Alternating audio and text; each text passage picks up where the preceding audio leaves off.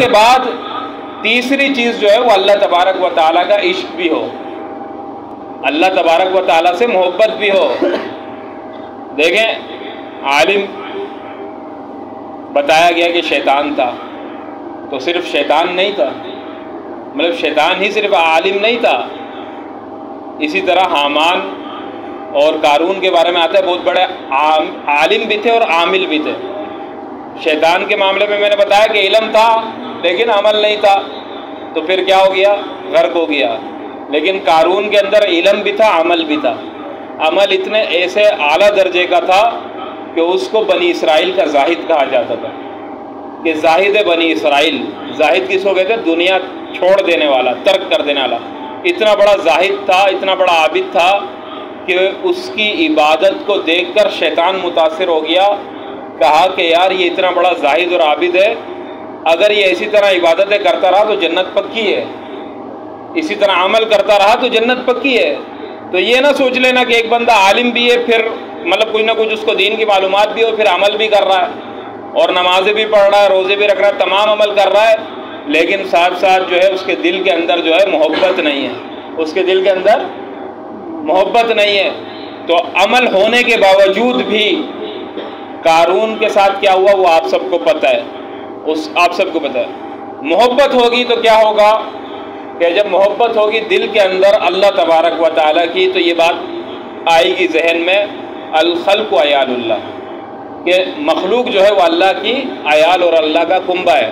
اور اللہ تبارک و تعالیٰ کو سب سے زیادہ غضب تب آتا ہے کہ جب اللہ تبارک و تعالیٰ کے بندوں کو کوئی ستائے اور انہیں تنگ کرے، اللہ تبارک و تعالیٰ کو اس پر بہت زیادہ غضب آتا ہے، کیونکہ اللہ تبارک و تعالیٰ اپنے تمام تر بندوں سے محبت کرتا ہے، تمام تر بندوں سے محبت کرتا ہے۔ اس میں صرف مومن اور مسلمان نہیں ہے، کافر بھی ہے، کافر بھی ہے۔ اگر کسی کافر کے لیے بھی آپ نے دل میں بلا وجہ نفرت رکھی، کافر کے لیے بھی اس کو حقارت کی نگاہ سے دیکھا، تو ایمان سلب کر لے گا اللہ تبارک، اللہ ایمان دل سے نکال لے گا۔ امام ابو عبداللہ کا واقعہ آپ نے سنا ہوگا۔ امام ابو عبداللہ بہت بڑے امام تھے، محدث تھے، بہت بڑے۔ ایک دفعہ وہ کوفہ کی گلی میں گزر رہے ہیں اور ان نے عیسائیوں کو دیکھا گرجے میں کہ وہ اپنا عبادت جو ان کا طریقہ ہے اس طریقے سے کر رہا ہے، تو ان کے دل میں یہ بات آئی کہ یار یہ کیسے حقیر اور ذلیل لوگ ہیں، خالق مالک رازق اللہ ہے بنانے والا، لیکن یہ اللہ کو چھوڑ کر ان بتوں کے سامنے جھک رہے ہیں، اور میں کتنا اچھا ہوں۔ کیا کہا؟ میں کتنا اچھا ہوں کہ اللہ نے مجھے علم بھی دیا ہے اور عمل بھی دیا ہے، اور ساتھ ساتھ جو ہے اللہ تبارک و تعالیٰ نے مجھے محدث بھی بنایا ہے بہت بڑا۔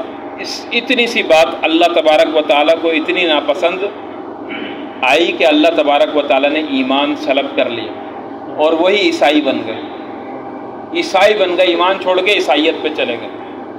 واقعہ طویل ہے، مختصر یہ کہ اللہ نے پھر ایمان کی دولت سے نوازا، تو پھر کسی نے جب سوال کیا کہ حضرت آپ کے ساتھ ایسا کیوں ہوا، یہ اتنے بڑے محدث ہونے کے باوجود آپ ایمان چھوڑ کے عیسائیت کی طرف چلے گئے، ہوا کیوں؟